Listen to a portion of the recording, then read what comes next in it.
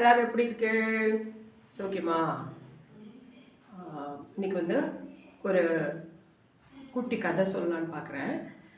என்ன கதைனாக்கா, அதாவது ரொம்ப எல்லாரும் சலிச்சுக்கிறா. என்னோட என்ன சொல்கிறது, நான் அதை பண்ணுறேன் இதை பண்ணுறேன், பட் எனக்கு வந்து அதனுடைய ரிசல்ட் வந்து ரொம்ப ஃபுல்ஃபில்லாக இல்லை அப்படின்னு. அதை நான் எவ்வளவோ நான் முயற்சி பண்ணுறேன், எவ்வளவோ நான் இதை பிரயத்தனம் பண்ணுறேன், அப்படிலாம் இருந்தும் கூட எனக்கு வந்து நான் எதிர்பார்த்த அளவுக்கு எனக்கு ரிசல்ட் கிடைக்கல அப்படின்னு சொல்கிறேன். ஸோ அதை பேஸ் பண்ணி உள்ள ஒரு குட்டி கதை தான். ஒரு அழகான கிராமம். அந்த கிராமத்தில் வந்து ஒரு சின்ன ஒரு குடிசை போட்டுட்டு ஒரு குரு இருந்தார். ஸோ அந்த குருக்கு நிறைய சிஷ்யாலாம் இருந்தார்.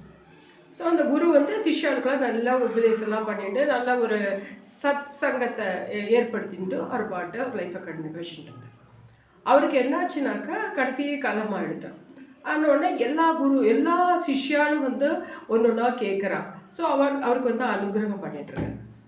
அதில் வந்து ஒரே ஒரு சிஷ்யன் மட்டும் வந்து என்ன கேட்குதுன்னே அவனுக்கு தெரியல, பாவம்.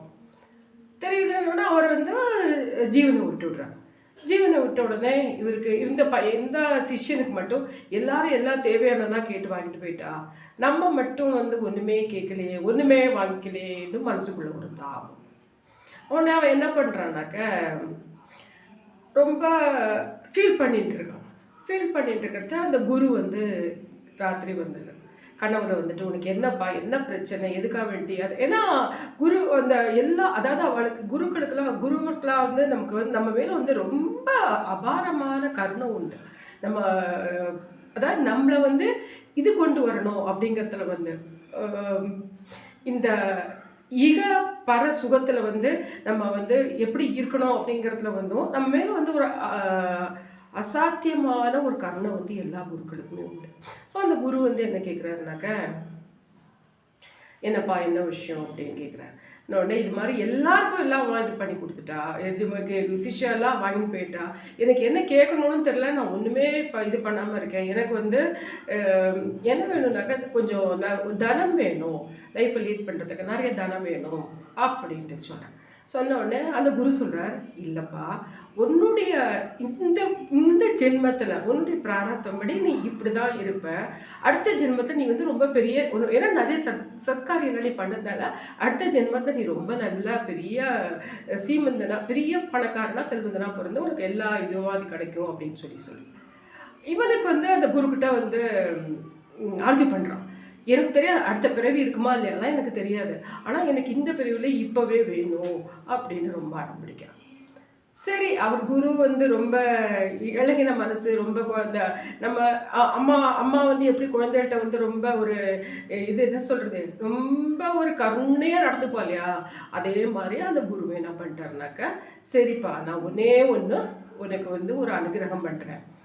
நாளைக்கு வந்து அந்த கோவில், அந்த ஆசிரமத்தில் கோவில் இருக்குது, அந்த கோவிலில் வந்து மங்களாரத்தி அந்த தீபாவளிலாம் முடிஞ்ச உடனே வந்து ஒரு பெரிய பாம்பு வரும்.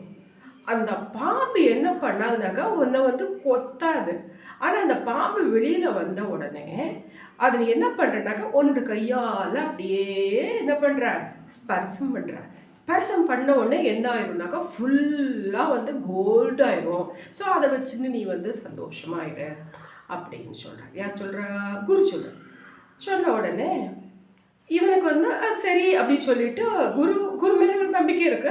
ஸோ அதனால கட்டாயம் குருவோட வாக்கு வந்து பொய்க்காது அப்படின்னு சொல்லிட்டு அவன் வந்து மறுநாள் காலையில் வந்து எழுந்துட்டு நேராக அந்த கோவிலில் பூஜை பண்ணுறவர் இல்லையா, அவர்கிட்ட போயிட்டு இது மாதிரி நேற்றுக்கு நைட்டு வந்து இது மாதிரி நம்ம குரு வந்து சொல்லியிருக்கார், எனக்கு இன்னைக்கு தீபாவளி முடிஞ்ச உடனே இது மாதிரி பாம்பு வரும், ஆனால் யார்கிட்டையும் சொல்லாதே, வேற யார்கிட்டையும் சொல்லாதுன்னு வேற சொல்லியிருக்க அப்படின்னு சொன்னான். சரி, பூஜை முடிஞ்ச உடனே இந்த மங்களாரத்திலாம் அந்த தீபாரத்திலாம் முடிஞ்ச உடனே அவர் சொன்ன மாதிரியே ஒரு பெரிய பாம்பு வந்தது. பெரிய பாம்புனா பெரிய பாம்பு, அப்படியே அதை சுற்றி சாமியை சுற்றி அப்படி இந்த பாம்பு நிற்கிறது. இவனுக்கு தொடத்துக்கு பயம்.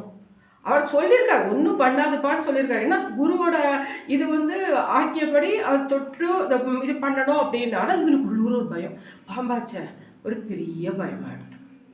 ஆன உடனே சரி, அந்த பாம்பு கொஞ்சம் நாள் இப்படி நின்று பார்த்தது, அதை ஸ்பர்சம் பண்ணலாமா. அப்படியே அது பாட்டு வந்த வழியாக போயிட்டு ஒரு பொந்துக்குள்ளே அப்படியே போயிடுது. போயிட்டு அப்படியே போனோட கடைசியில் கொஞ்சோண்டு இத்துணூண்டு வால் மட்டும் அந்த இங்கே கீழே அந்த பொந்துக்கு கீழே அப்படியே தெரிஞ்சுது. அவனுக்கு வந்து கடைசியில் அந்த வாலை போய் தொட போகிறான். ஸோ அந்த வால் வந்து தங்கமாயிடுது. அந்த பகுதி மட்டும் தங்கமாயிடுது. அதை எடுத்துட்டு அதை வச்சு என்ன பண்ணுறான்னாக்க வந்துடுறான். அதான் அதாவது நமக்கு வந்து குருக்கள்லாம் வச்சு நமக்கு வந்து குரு அவளுடைய அனுகிரகம் வந்து அவள் சொன்ன நம்ம நம்பிடணும். அவள் வந்து நிச்சயமாக வந்து இது பண்ண மாட்டான், நம்மளை என்ன செய்ய மாட்டா.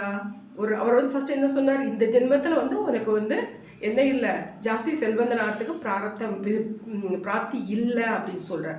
ஸோ இவன் தான் மீறி இது பண்ணி ஆர்கியூ பண்ணுறான். அப்படியே ஒரு கருணையினால் இது மாதிரி ஒரு ஆப்ஷனையும் வேறு கொடுக்குறார். ஆனால் என்னாச்சு, அவனுக்கு வந்து இவ்வளோதான், இந்த ஜென்மத்தில் இவ்வளோதான் அவனுக்கு கிடைக்கணுன்றது, இந்த வாலில் குட்டி பகுதி தான் அவனுக்கு வந்து கிடைக்கணுன்றது தங்கம். அதாவது அதை வச்சு அவன் லைஃப் லீட் பண்ணுறதுக்கு அவ்வளோதான் அப்படின்ட்டு இருக்கு.